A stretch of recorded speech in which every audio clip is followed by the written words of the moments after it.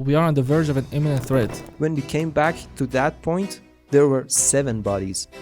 7 people were dead on the ground. I saw them in the face that they were ready to kill people. There were more than 350 mosques and masjids that were completely destroyed. Around 500 security forces were lynched, killed, beheaded on that specific night. Oh my God, it's so sad. It makes me so sad. But okay, so I think when we recorded the previous episode, it was on January 6th. It was, yes. That we recorded about 2 weeks ago. This specific episode. But yeah, on January 8th, just 2 days after that, so many things have happened ever since, and we literally, officially, it's been 2 weeks that we do not have any access to international internet. Yes, and we are just cut off from outside world. Although it's gradually coming back. I mean, some people have access to it. I still don't. That's me personally. I think people in cities like Tehran still we were struggling. I think it's only Tehran. Yeah. And even some people in Tehran have it. It depends on your provider or system and stuff like that. And that is exactly why we recorded on January 6th, and we were unable to upload what we recorded on that day until yesterday. I think today is January 22, 23? 21st? I think it's 21st.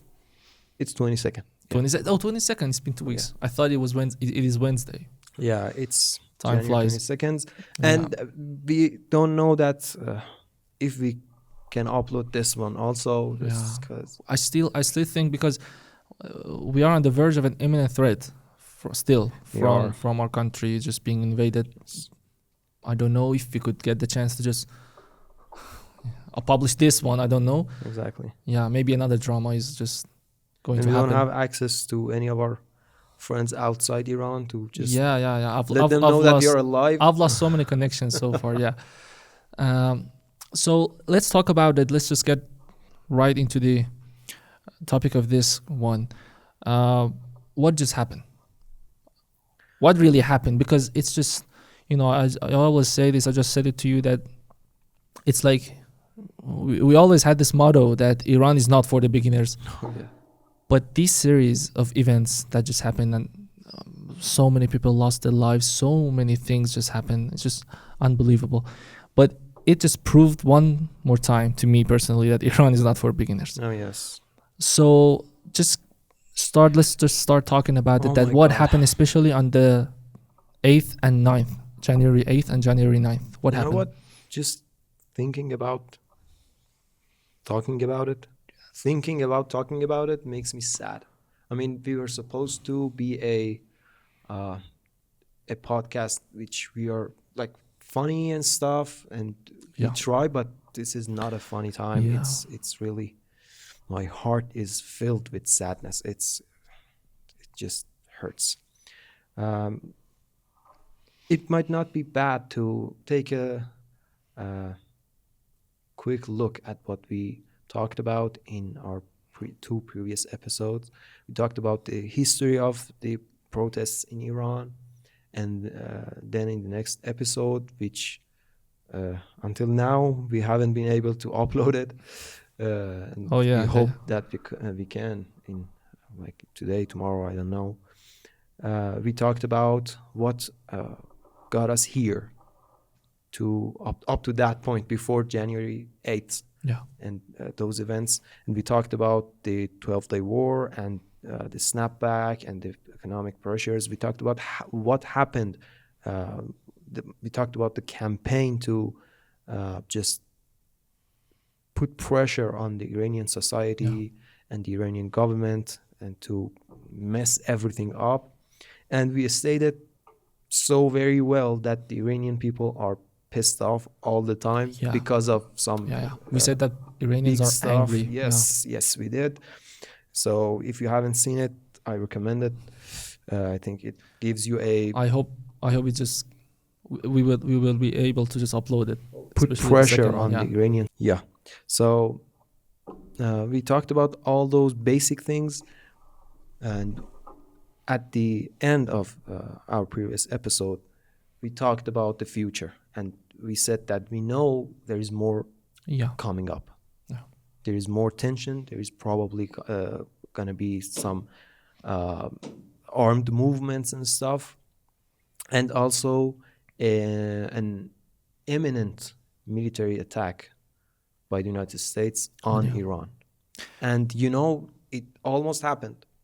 It happened, but I think personally, it really did. It went beyond my expectations. The scale of the violence and Oh, the yeah, yeah, scale yeah. and the number of people that were just No, I was talking about It's- the military attack that I said almost yeah, happened. yeah, All the other things, the protests, the violence, it was beyond anybody's expectations. and imagination even. Yeah, it took just- everybody by surprise, and we'll talk about We'll it. talk about it. Talk We'll about go it. Today further. we're going to talk I about just- all the events and happenings and horrible stuff that happened, especially on January 8th And January 9th. and January 9th. It is more concentrated on that night in January 8th. Okay, so to just give you some insight about it, since December 28th, if I'm not mistaken, Yeah, it's we witnessed a wave of protests that just broke out from Tehran Bazaar, the Yeah. Tehran Grand Bazaar, which is the center of the whole economy somehow. And since then, we saw that it was really huge. It was going to be huge. It was going to be broader than the previous waves of protests because people were really angry about the economic situation. Until the January 8th. What do you think about that period of time before January 8th? What was the scale of the protests? What do you think about it? You know, we had some gatherings and rallies scattered around the country. Major cities were mostly quiet, especially Tehran. Only there was just some little broke out of In the bazaar. in the market, yes, the central market of Tehran, which was mostly peaceful. I mean, they throw some rocks and stuff, but I don't Yeah. think even I think- I they think- were I think like they were- bazaris. They were people. Yeah, just- there were not that many of casualties No, from no, both no. sides. No, there was. It was peaceful, literally. It was mostly peaceful. Mostly, yeah. And at the same time, in Iran's, especially western cities near to the border, Kurdish Yeah, cities, yeah. basically, which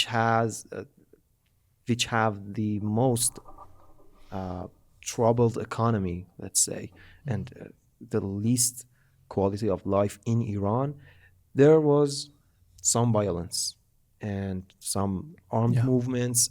We talked about it basically Yes, in yes, our we talked about previous that. episode. That people started attacking some military bases and stuff, but nothing really big happened. Yeah. Okay. Even in those cities, we have footage from people, like hundreds of people on the streets, and police forces are just right by them, or sometimes That's in right. front of them, That's right. walking with them to protect the protests. Yeah, okay? especially when you compare it to the previous protests that we had, like Yeah, the previous yeah. years. So after We could see that the law enforcement was kind of even more peaceful. And a remarkable thing that happened was that the president himself recognized the objection of bazaar, the market, Yeah. and the market traders about the situation, about the exchange rates in our economy, which also we talked about it. And so it was going like somewhat reasonable, but we knew that there is some intention in some groups Basically, to make it more it was violence. going on smoothly Yeah, compared to the kinda, previous yes. ones. Yeah, kind of. until the couple of days before January 8th, that we could see the signs and the symptoms of it's just getting more and more violent. But still, compared to what just happened after that, it was nothing. Yeah. So let's get to the January 8th. Okay. So January 8th, Thursday. What happened was that, okay, there was this public message from Reza Pahlavi, one of the main leaders of the Iranian oppositions against son this of Islamic the last government. Shah, Yeah, last who king is of Iran. who is the son and the crown prince of the Kind- previous king. Yeah, he was literally the crown prince. He was, yeah. And after the Islamic Revolution occurred in 1979, he was actually just thrown away from the country and he moved to the United States. United United States, States, yeah. And we will talk about him and his importance, how much support he has in Iran and all the opposition groups in our next episode. Yeah. Yeah, inshallah. Actually, yeah, there are so many things to just talk about this clown person. But he basically called on people to participate in big rallies in 8th and 9th, January 8th and January 9th. Yeah, he said, you should took to the streets and you should like try to overthrow the government and stuff. Yeah. The thing is, as far as I'm concerned, his previous public messages were not considered that popular and effective. You know, based on his record, he was not such a popular guy so that his public messages would be so much effective in the society. Mm-hmm. So this time, especially the law enforcement, the police and the security forces, they didn't expect it to be that big. So because I was in the street, so actually no one could lie to me. I mean, not the opposition, nor the government. I was in the middle of it, and I saw that at that time, for example, we're talking about like 8 o'clock, around that time in evening. The security forces were even not armed at that time, but suddenly you could see that people just came to the streets, and it just went big. Exactly. And it just beyond went anybody's expectations. Yeah. Not that big, not like we are not talking about millions, but like thousands. And thousands on the streets is a rare thing to see in Iran, in opposition rallies and protests. So this time the scale was way bigger than the previous ones. And at the beginning of the stuff that happened on that night, you could see all those families that they were on the streets. I mean, it wasn't like all these black wearing masked face people on the street that with guns. No, it was just families, people, ordinary people, and they started chanting things, and it was like for an hour. It was like that. For about hour to 2 hours. The first 2 hours, it was, I don't want to say it was peaceful. I mean, it was very chaotic, but it was not that kind of, I mean, they didn't show that much of violence that they showed after that. So I should just point out to something. I'm going to go into details about that night and what things that happened that night and what was that night basically. Yeah. And I wasn't on the streets that night. Reza was. I wasn't. I was. Actually, we were together on the. We were together until 6 o'clock. Yeah, 6 o'clock. Nothing was happening at that time. Nothing was happening. We were like, okay, nothing is going to happen. Nobody is like looking suspicious. That was yeah. And I was on the outskirts of Tehran, so I wasn't really near to the epicenter of stuff that happened. But Reza was, and he actually had some troubles getting to home because as soon as we just said goodbye, I went in the street. And deliberately I went to the city downtown. So but although I wasn't on the streets and I didn't witness everything myself that night, I spoke to so many people from all across the spectrum. I mean, I talked with some people on the subway, some people, like one of my cousins is a fierce opposition person, not a leader or something, but he likes to like go on those rallies and chant stuff. Is he a monarchist or not? Kinda. You can say that he's 100%, but he is a no to the Islamic government and stuff like that. Yeah. Yes. And one other cousin that I have from the other side of our family, he's a police officer, junior police officer. So I talked with him. I talked with some of my friends in the university. I talked with some of my friends in my hometown from high school. So I tried to get a big picture. I even talked to some experts on like forensic doctors. I talked with militarists, media activists, and I talked to so many people trying to get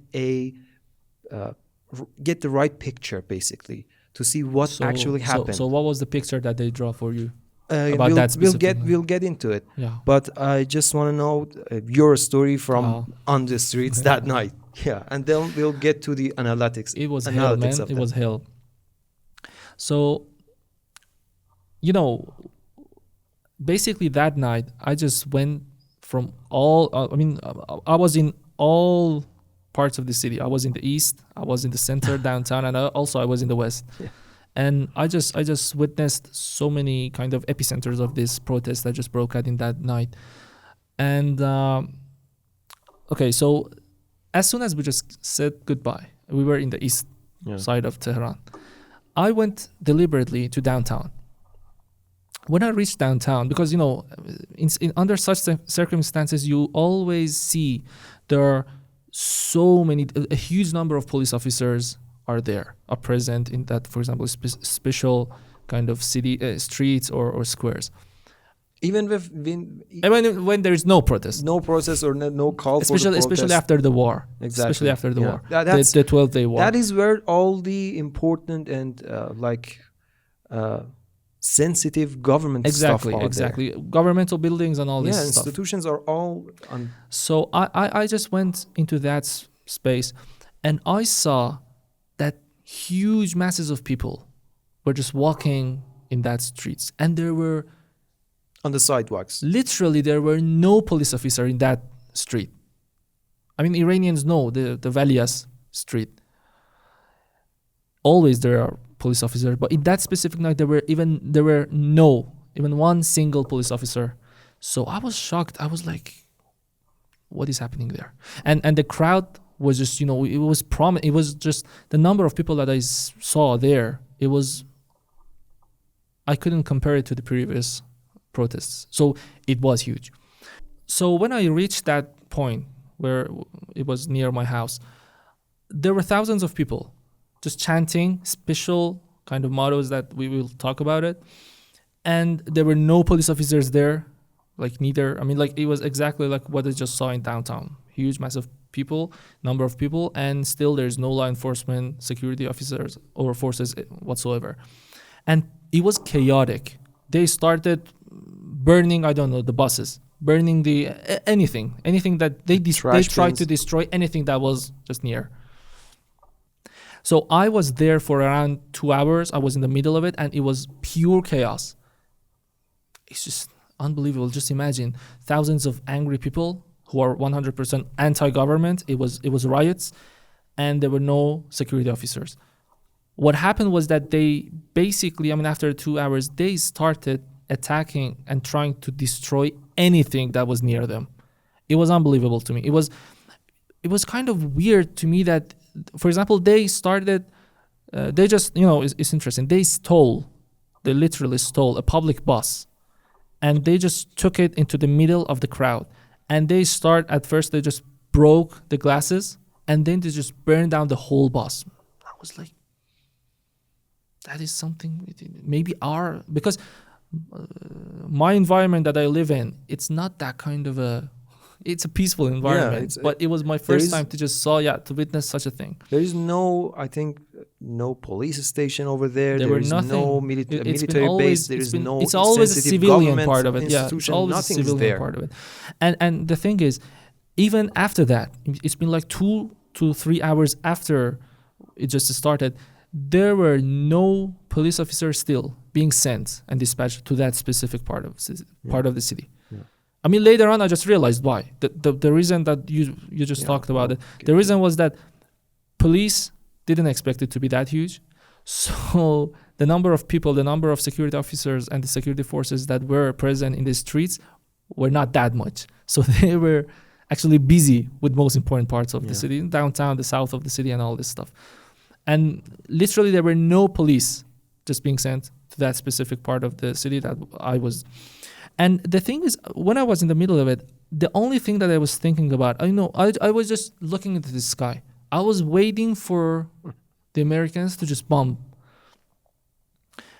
And it didn't happen. That we need to talk about it, that why it didn't happen. I think I really think that they just lost a great opportunity. I think they got greedy. Maybe yes. So that was the first one. So after that, I just went home. It was around 11 o'clock. Still, I could just hear people just chanting, and it was chaos. And since 11 o'clock, internet was gone.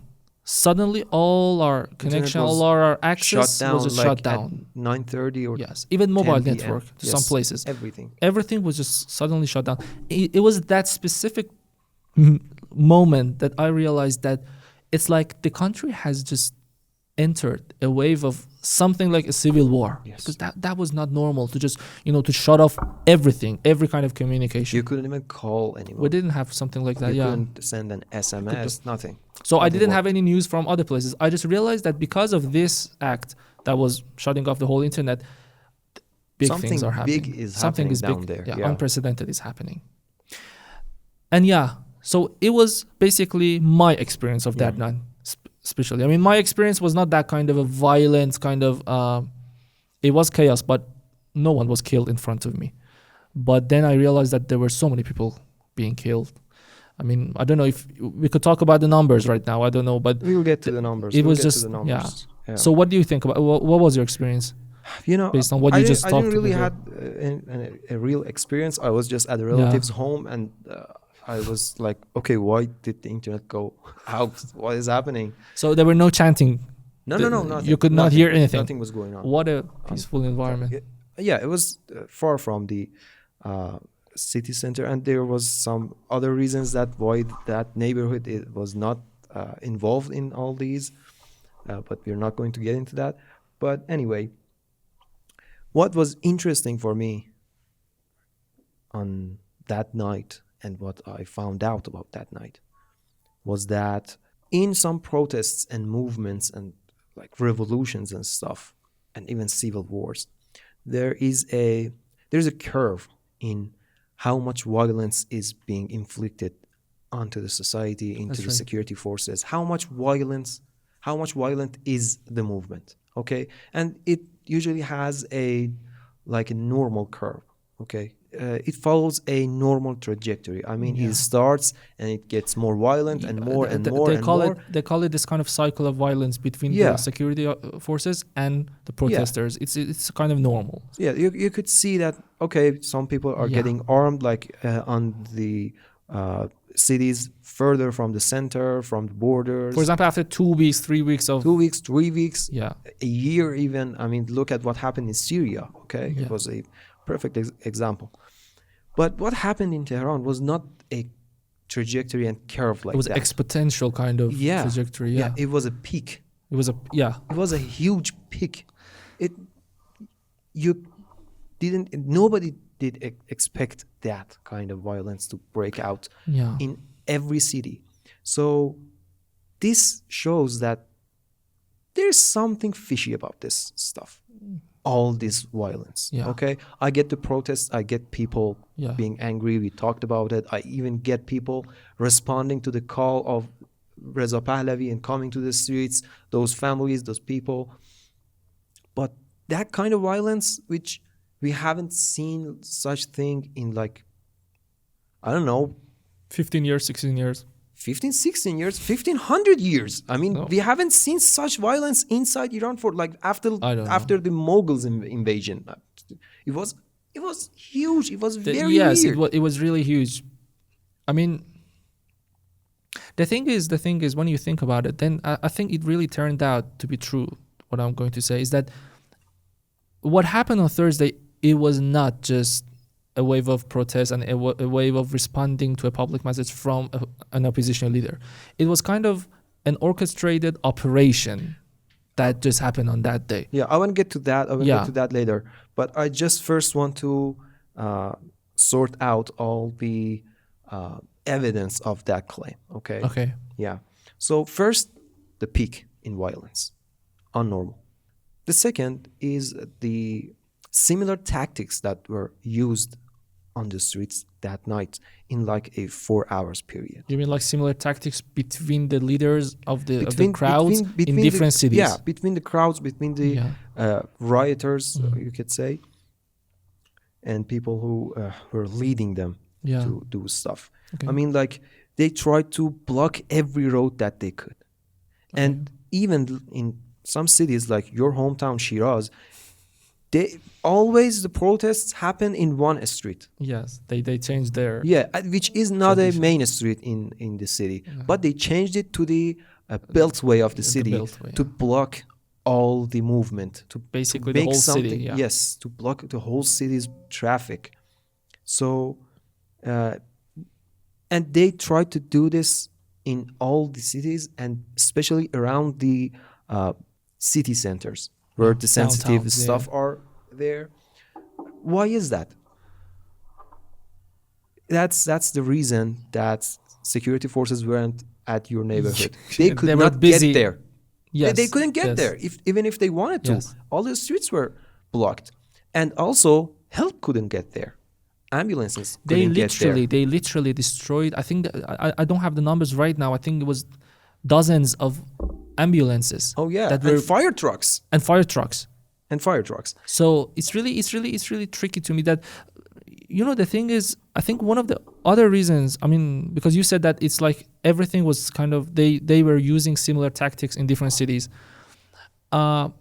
If I'm not mistaken, I think even at a specific timeline, which was similar between all the cities, Oh, I'm gonna get there. yes, some groups just started and they just increased the violence like exponentially. Yeah. 305 ambulances and fire trucks were set on fire on that night. That's Yes. unusual. That shows it's not a peaceful civilian kind of protest. I mean, that shows that it is, and that happened all around the country while there was not any connection between them. The internet was shut down, everything was Yes. shut down. And the other thing, they tried to inflict a huge deal of violence towards the security forces and police officers. Okay. Yeah. And we'll try to show you some evidence of this, but you know, these are just sensitive pictures. No, we will get banned if you banned. just show Yeah, it. but No, you could just see the pictures if you search for it in Iranian I news just agencies. give you I just let me just make it Yeah. let me just translate it into words. Beheading security forces, for example, Yeah. setting fire on them, killing is a normal thing for them. I think Basically lynching security them, forces. lynching them. About the number, I think in just 2 days, especially in that specific night, around 500 security forces were killed. Exactly. Just think about it. And thousands one of them day. were injured. The number of security forces, including police officers, the Basij voluntary forces, and also the army, the number of people that were killed among them, it exceeds the number of people that were killed, the officials that were killed in the 12-day war by the yes. Israel. Yeah, yeah. Israeli It forces. kinda does. Yes. So basically, it tells us that it was not just a protest like what we had in the previous, for example, yeah, days. you know, It was different. and these beheadings and lynching and multiple stabbings, especially in the head, this is not something like something that happened somewhere. It was Everywhere. widespread. It It was was everywhere. everywhere. You could see Yes. the evidence. You could see the numbers. You could see the names, and you know, there was this guy. He has a little cafe here near our studio. I sometimes stop by and get some tea and stuff. And he was talking to his friend. I overheard him. He was like, "Yeah, I was in the streets. I was in the street in 2022. And that night I went out too, and I was chanting, I was shouting, I was throwing rocks at everywhere. Yeah. But all of a sudden, I started noticing that some people are catching a security force, a police officer, and they're stabbing him with daggers, and they're trying to cut his leg off." And his word, not mine, I'm sorry. He said that I shat my pants and I started running off, and I saw other people do this too. Yes. And he was Yes. saying to his friend, There were certain people, he was saying to his friend that, dude, this was not normal. This was not I cannot sleep every night seeing that picture. yes. And he's in opposition, as he stated. Okay, Yes, I'm yes, kind of of friends course. with him. I know where he stands on the Islamic Republic, but he was scared, and that's what when ordinary people, families that we were talking about, started to go They just away. ran away. Many of them just ran away after They they got just saw what scared. happened. They saw what is happening, and You know, lynching people is not something that happens normally on protests. You know, And just let alone the fact that there were hundreds of such cases, not Oh, just one exactly. in one night. attacking a human being is a whole other game. I mean, you could be a violent. I could punch you in the face Oh, like yes. all the time I want, but I Yes, can't. it's something. You could be a violent guy. You could be like beating up people there and over, Yes. but killing a human being is something very different. Let alone lynching and beheading. Exactly. I'm talking about shooting a human Yes. being. There's this saying in the military that you're not a shooter until you shoot a human being. Practice at practice ranges as much as you want. That's not gonna make you a combat killer. You'll be a killer. You'll be a combat killer and a fighter when you shoot at a human being, and that's very interesting. I was talking to a taxi driver the other day, coming to our studio. I was trying to provide some things, and he was talking to me. He was like, "Dude, if he was up until that moment, he was cursing at the regime and the officials of the country and stuff. But our conversation got to the violence part, and he was like, "Dude, if they give me a weapon and tell me to shoot a human being, and if you don't, will kill you or will torture you, I will shoot myself. I don't have the guts. I hate the regime. I hate everyone." But I will. And he was like, "I'm not even so sad that they killed those bastards and stuff." But he was like, "I cannot do this. I don't know who Exactly. were those people that could do it." Exactly. And it seems to me, and it seems to many people, that they were trained. Many of these groups, even one of these groups, I was kind of seeing what they were doing in that specific particular night. They were absolutely trained on what they were doing. So there was this team that was absolutely trained, and literally I saw them in the face that they were ready to kill people. I mean, I was in the middle of the crowd. Somehow one of the people were just filming them. It was an ordinary boy, just 15, 16 years. And they just attacked him, and they just beat him like something unbelievable to me. They didn't kill him, but it was just because of filming them. That's the thing. And there were so much of such cases that just happened around the time. And based And on it was not normal. The thing is, what we are going to say here is that it was just not normal. Yeah. Ordinary people can't do this. You have to be either a trained killer, as they didn't do it in the previous days before exactly, that specific night. And in the previous protests that we talked about in our previous episodes, that It was kind not of thing like that. never happened. Beheading never happened. Never happened. So either you have to be trained, or you have to be drunk and trained, or you have to be high and trained to do such thing. Okay, normal human being can't do this, Exactly. and cannot do this with daggers and stuff. What with knives and daggers and barbaric measures. So that's one other. There's thing. another point I want to make about this specific night, because I think we just need to wrap it up this episode. The thing is, based on the numbers, there were more than 350 mosques and masjids that were completely destroyed in that specific night. Burned and down. we're talking about the Islamic country. We're talking about the country in which the majority of people are religious. Are Muslim, at Not least. just Muslims. Maybe they're not practicing, but they're considered Muslim. Attacking a masjid, burning Quran deliberately in a large scale in all parts of the country. Is it normal? Is it like something weird? Something, yeah. And also unprecedented. Unprecedented.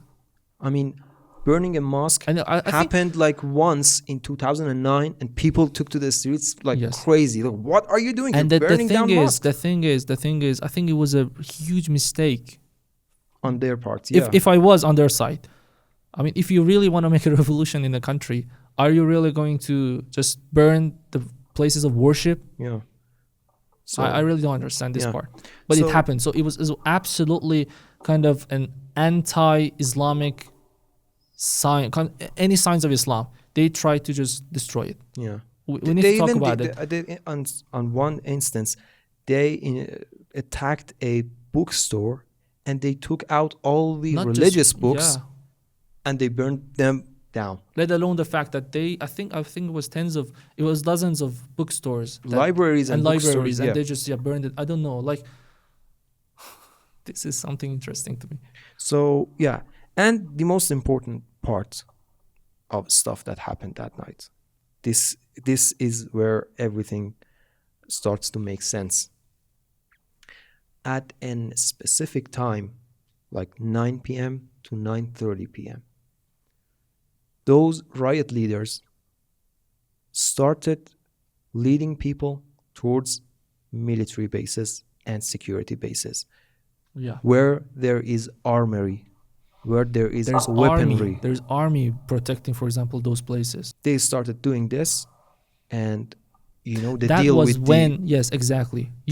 When you attack a military base, what do you expect to happen? they always have the order that you should fight to your last bullet for that base, because if an armory like Is gets break in, there are like 50 weapons in there. That goes to the streets. The next one falls down, and there is a civil war. And in one instance, like in attacking a precinct, checkpoint like this. police precinct in eastern precinct, okay. Tehran, they fired more than 800 live rounds at the police station. 800 bullets. That is the civil war. Okay, and At that least in is that just part. one. And they had a plan. This is insane to me. They had a plan. If there is like 5 security bases in a neighborhood or in an area, they recognized that which one of them has the more arms in it, has the more weapons in it. They concentrated on that base, and they put some people just keeping the other bases busy so that they couldn't go to the help of that main like precinct or that shows base. how trained some of them were. Exactly. And that shows a plan. That shows a clear plan. And as just one of my friends talked about it, I just remembered, he said that they were trying to inflict the most damage with the least they could, with the least like effort they could. They tried to, if they attacked a security officer, they try to cut the most vital organs.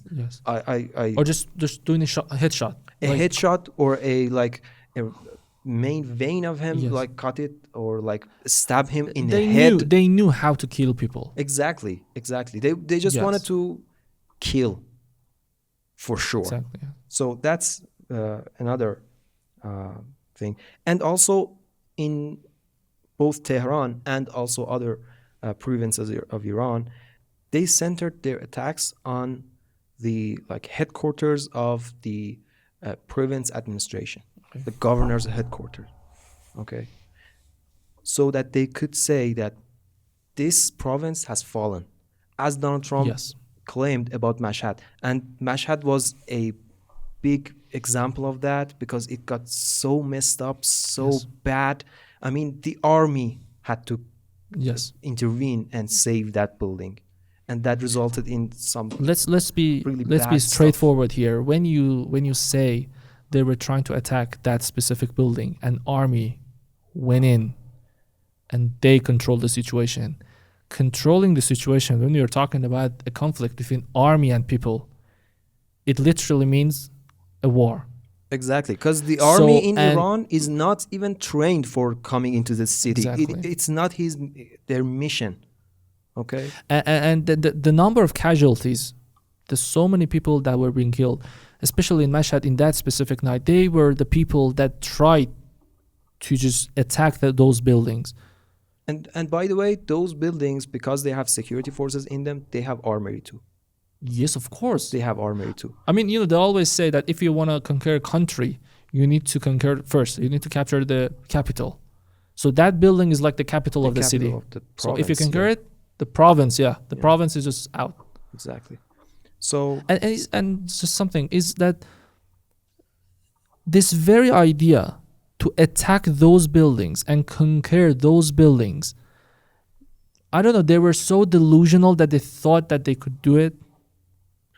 or they just wanted to increase this kind of cycle of violence so that other people would join them. I don't know. What was their strategy? You know, I really it was don't know. like for Arab audience, it was Ehdal Husnayn for them. It's one of the two good things that could happen for It's them. just, Yeah. Either you capture it and you have a great achievement and you make a huge like It's blow like to the gambling. government. Yeah, it's like Yes. gambling. And if you don't do this, At so least you many could- people get killed, and that is Yeah. great for you. It's You exactly say that the government exactly. killed a lot of people. because as wha- happened. because one of the most important things about these riots and about this kind of temporary civil war that just occurred in that specific night is that we'll talk about it. I just want to mention it here that we all know that Israel and the Americans are were kind of behind such Exactly.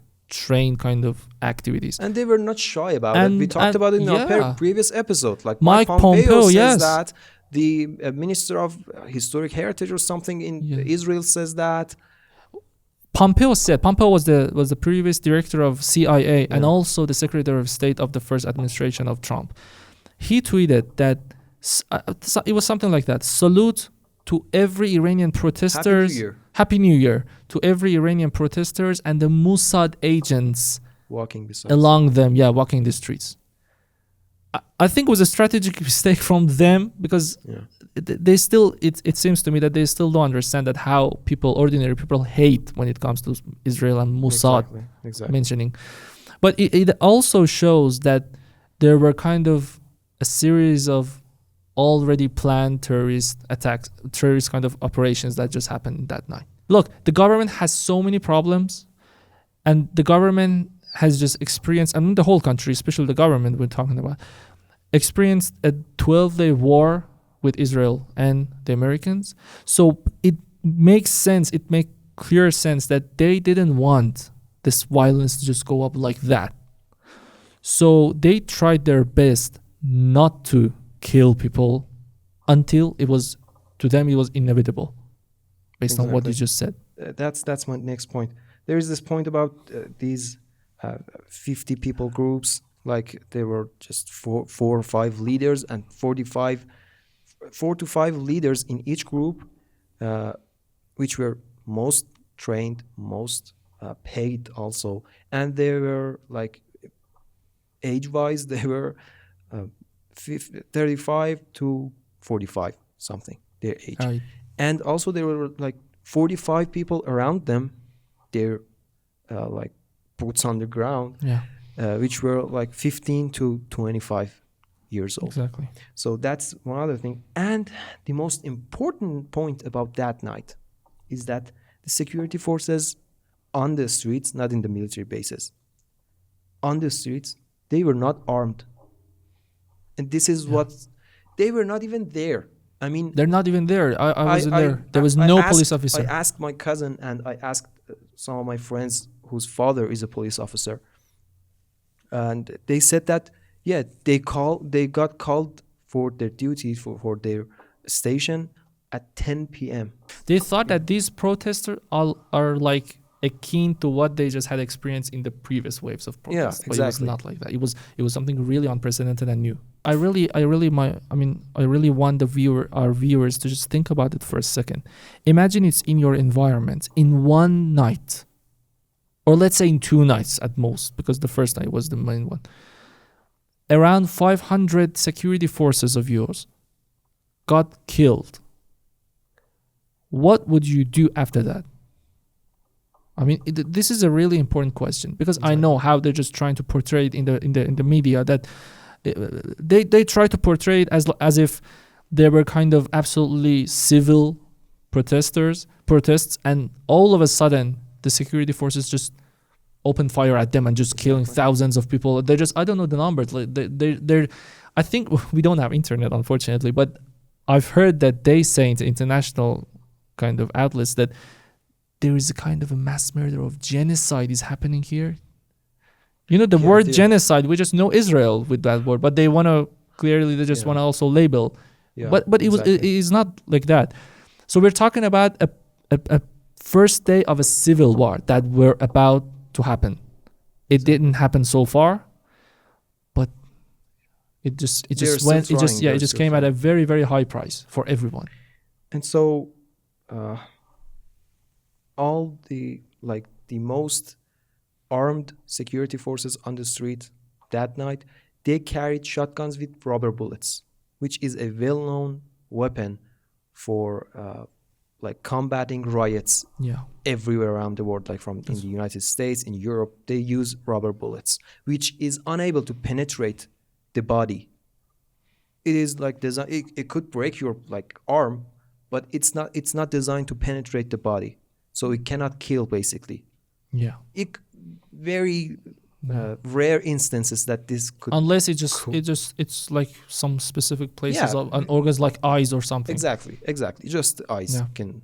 And still, And that's a lot. and a lot of people got shot. And a very interesting thing that happened on that night, and after that we'll get to the numbers of the people that got Yeah, killed, we do. is that I was talking to this person. He was on the volunteer forces, Basij forces. He was saying that on that night there was this area that our group, their group of 7 people, were missioned to secure. And they were like, we were not armed. We didn't even have a knife or something to defend ourselves. And they were like, we were not armed. We didn't even have a knife or something to defend ourselves. Yeah.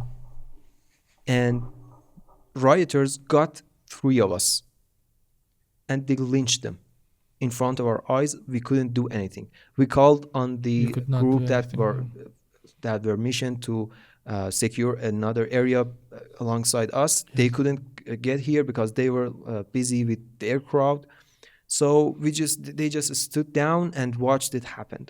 And he says that we were the only people responsible for that area. And we know that that night, police forces and security forces were absolutely outnumbered. They had shortages in the forces. So nobody else was there. He said that after some minutes, when we came back to that point, there were 7 bodies. 7 people were dead on the ground. So we knew 3 of them they were from our group, and we didn't know the other 4. They were not from security forces, and we didn't know who killed them. What happened to them? Probably, the trained ones, yeah. And another instance, there was an attack on another police precinct in eastern Tehran. There were 20 people killed on that instance. 3 of them, police officers, killed on the gate of the precinct. The entrance of the building. Okay.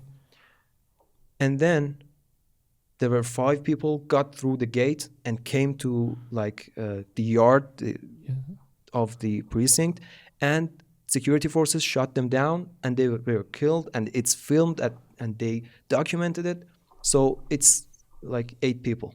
Yes, total 8 people. 8 people. And they couldn't get anybody else to come in. They were stuck outside, and the attack failed. Okay. After the attack ended, they went outside and they found 12 more bodies just laid down outside the precinct. And they say that... And they don't know who shot them. They don't know. They didn't have any outside help. It's interesting that you mentioned it, because I've heard so many incidents like that from different cities. Exactly. I'm not sure because I just heard it, but it's interesting that I'm hearing kind of the same stories from different parts of the country. So there are all these... And by the way, I talked to this guy, one of my friends. His brother is a forensic doctor. Yeah. He said that my brother was telling me all this stuff about bodies that there were burns on the entrance of the bullet on their body. Okay. Yeah. And it doesn't happen if you shoot somebody even from 5 meters. It happens when you shoot somebody and put the gun on their body. The flame that the bullet makes, it just burns it burns the skin. It shows that they were killed by the weapon on their body. And also, and police doesn't kill people in that way. They couldn't. They just kill people from, in a exactly. They could be from another range. Yeah. Yeah, they are further away. Far distance. Yeah. Exactly. And also, many of the people killed, the bullets stay on the body. It I'm not stays an on the expert body. on this, but Okay. yeah, probably. Yeah, you've seen movies and stuff. The bullet stays in the body, and they take it out on the forensic doctors take it out, and they said that the caliber of many of the bullets were like NATO specific weapons that are not used in the Islamic Iranian Republic's law enforcement. law enforcement and army Yeah. and IRGC and everything, because Yeah. and this is very weird. Where did that come from? Let me just complete your story by saying this. So, in that night when I was witnessing what was happening there, one of these leaders, it was clear to me that he was a trained person, and he knew what he was going to do, and they just blocked the road so that the cars would not. It would be a huge traffic and stuff. And ordinary people were like, okay, why are you doing that? Let them just go. I mean, maybe someone, for example, wants to go to hospital or somewhere. Why are you doing this? You know, he said people should pay the price. So I was like, okay, based on this logic that he had, that makes sense to me if he kills ordinary people so that they would get the result. Exactly. It was not something really weird, I think. Exactly. And it seems to me, based on what you're just saying, that it really did happen on a large scale everywhere. Exactly. And I personally know a family in Isfahan, a famous city of Iran. They set their car on fire with the family inside the car. Yeah. We need to talk about the numbers. The father, we need to talk about, exactly. The wife, and two little girls. Okay, the father died, and the other three are extremely burned, like third-degree burns. They just This is very weird. All that happened, and on the next episode we'll talk about the theories that why did this happen, and what does all these evidence mean. What was the plan? What was going to happen, and what happened, and what happens next? But let's talk about the numbers. Yes, but before just going to the numbers, I just want to make some point here. Look, this is my personal view about this thing. That, okay, I really do not consider Iranian law enforcement and police and security forces as peaceful kind of law enforcement. No, they are kind of repressive. They are really, really serious. We're talking about Middle East. We're talking about Middle East law enforcement. So I know that they're not really easy on people on protests, and we've experienced it. But this time, this specific time, these waves of protests that just started in December 28th, I realized, and I was seeing it, that they really didn't want to engage in any kind of conflict with people. Yes. Yeah. It was new to me. But even still, after January 8th, it was really bizarre that even the police that were trying to be kind of peaceful, quote unquote, to the people, but after January 8th, 500 of them were lynched, literally. Exactly. So what do you expect to happen after that? A really, really huge conflict happened that so many people lost their lives, especially the people that you said, for example, trying to conquer the bases and all this stuff, and so on and so forth. And now, let's just get to the numbers. I think it will give us a better kind of insight about what happened. So there are all these claims about like 20,000, 12,000 stuff. And you know that they just want to make it close to the number of people that were killed in Gaza. No, exactly. So that they would say, oh, look, Israel is the bad guy. But look at that. Iran could be even worse. Oh, the other day I saw Piers Morgan calling it. Jesus Christ. They want to say that Israel killed 70,000 people in 2 years, but look at this government, these Islamists in Iran. They just killed over I don't know the number. What's the latest number that they just gave? The latest official number. 16,000, something like that. Where? I think it was Sunday Times, something. I just read it. That it was like around 16,000. They said 12,000 first, and who cares? Then they raised it to 16,000. 300. And like recently they raised it to 22,000. 22,000 people that were killed. People get killed in Iran. It's like everyone knows somebody in his own family that got killed because it's crazy. But the official number that was announced like last night was something about 3,117. 3,117. And the claim was that That was the overall total number of number, people from both sides. including people and security forces, Ordinary and everybody. people, this kind of trained terrorists, and the security forces. Exactly. Then there was the number of terrorists that were like about 700. No, I think it was around 700 to 800. I think 700, 800 of they them gave were, the exact number. I'm just yeah, not. they were yeah. rebels and terrorists, and 2,400 of them were security forces and just ordinary people, even if they were in the protests, like those that I told you about, Yeah.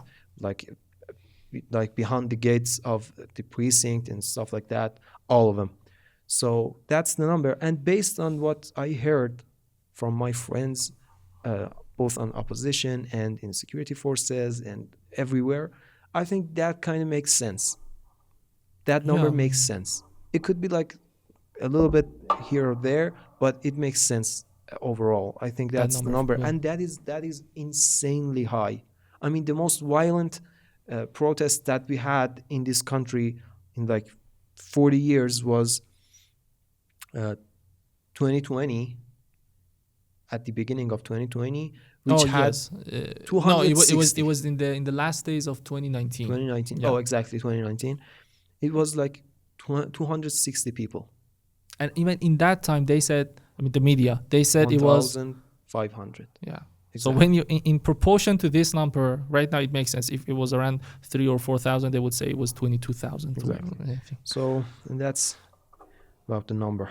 Oh my God, it's so sad. It makes me so sad. Yeah, I know people. I know people who were killed. I mean, it's not really a pleasant thing.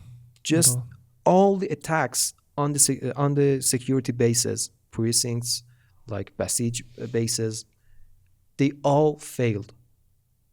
Just think about, literally. Just think about if one of them were successful, like 10 of them were successful, and those arms and weapons got to the streets, the bloodshed. Look, we have this experience in Syria, we have this experience in Libya, we have this experience literally in all these kind of Middle Eastern countries, and Iran was going to be next. And exactly. It still is going to be next. I mean, they are trying their best to do it. And I think if it would happen, probably we would have something like hundreds of thousands of people that were going to be killed. Exactly. So that's it's a tragedy to just live in like such a world. But it's really, you know, it's the thing that is painful to me is the reaction of these oppositional leaders to such things. So after these dates, Reza Pahlavi, the oppositional leader that were kind of behind all these kind of bloodshed, the face of it. The face of it, of course. He's a clown, as I said. That he's just a puppet of the Israelis, but still, he went into an interview with, I think it was CBS, one of the American TVs, CBS, yes. And the interviewee just asked him that, based on all just happened, do you think it was a responsible move to make this public message so that people, because he literally in his public message he commanded people, he ordered people to attack and conquer the bases, military bases, and all this stuff, and he knew that they were going to be killed, but he said it anyway. And the interview just asked him, was it a responsible move? And what did he respond? He said, wars has casualties. At first he said that I didn't want them to be like, it wasn't my fault. No, they did it themselves. But just after that, he said, it's war and war has casualties. And that's it. In cold blood. Exactly. It is even more painful to me. At least be loyal to the people that tried to do what you told them to do. And we'll talk about it more later. Yes, we need to talk about it. But I think let's just give some numbers so that we would show the whole scale of this kind of civil war that happened in 1 day or 2 days. And probably we don't have a number on casualties, like people that got hurt. Still not. We don't have it. Still not. And that would be huge. So, oh my God, numbers are crazy. Like I told you about the 305 ambulances and fire trucks and hundreds of buses just today, getting from home to here took me twice as the usual time because those bastards just killed, just They set just all the burned all buses the- in Tehran on yes. fire. Yes. What's your problem, Yes. dude? You We're just in make shortage of yeah. public You just transport make right me now in terms come of out buses. of home like half an hour earlier each day. 24 gas stations, 700 like ordinary people's shops And properties. and properties, and 300 private homes, private properties, private homes of people, which were not like the home of that security official. No, just random. Absolutely ordinary. And 700 banks, 400 administrative and government buildings, 700 police cars, 120 Basij bases and police precincts, 200 schools, 350 mosques. Okay, just wait a minute. 350 mosques, masjids, in a country which is Islamic, which is the majority Muslim country. The thing is, besides that, they just burned out deliberately. They just burned out thousands of copies of Holy Quran. Let's just think about it in that way. I mean, I really don't want to get into details. I don't know about the YouTube procedures about this, so I don't want to make it like, I don't want to ban us here. Just, the punishment of a burning Quran, insulting even the Prophet, and all these things is not a is not a really pleasant punishment. It's really severe. And just think about it. We're talking about a group of people attacking mosques, burning masjids, burning Quran. Just think about it. We're talking about such groups right now. I'm not saying the ordinary people that participate in that are all of them are like that. No, but the core of this protest, the core of these people, the leadership of this kind of opposition, they are not only anti-Iran, but they're kind of anti-Islam. And They anti-Islam. I mean, it's a no-brainer show. They always say it loudly that they want to eradicate Islam from Iran. So that is what we're. And note that Iran is not just a Muslim country; it is a religious country. I mean, there were surveys like 2 years ago. It was the number of people believe in God was above 85%. Yes, look. I understand that many of Iranians, especially the newer generations, they're not practicing Islam, but still, they don't burn Quran. They believe in something. Exactly. You see, it's a really kind of strange phenomenon that we saw here. I mean, so just let's go ahead. Yeah, that's it. That's it for today. No number, no other numbers. There were so many numbers, but I'm just So bummed out. just to conclude, we had a night. Around 500 security forces were lynched, killed, beheaded on that specific night. We had 350 mosques and masjids that were destroyed in that kind of special timeline.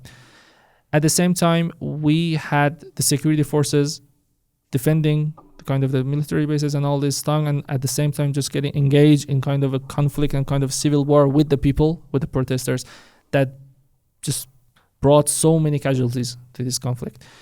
And what was the result of this? I mean, the opposition, what did they achieve? It's a hard thing to discuss about. We can discuss it later on. I Exactly. cannot just say it in one sentence, but basically more hatred, more destruction. Exactly. The only thing that they achieved, I'm not talking about the Reza Pahlavi thing. No. I'm talking about the Israelis and Americans. Exactly. Was the more hatred between Iranians themselves. Exactly. As we said in the previous episode, their main mission is state collapse for Iran. They're not looking for regime change. And I think they achieved this kind of hatred. That's the thing for now. They kind of did. Not at the full scale that They wanted more. They wanted more, but still. But it was ugly. It was bad. Yeah. And we'll talk more about it, more about the results, about their plan and what's going to happen next. And after that, I hope that we could get to talk about the opposition We groups. talk a Reza lot about Pahlavi. this. Yeah. Yeah, we will talk about it, inshallah. And if you're still here, as always, thank you and stay tuned. Yeah.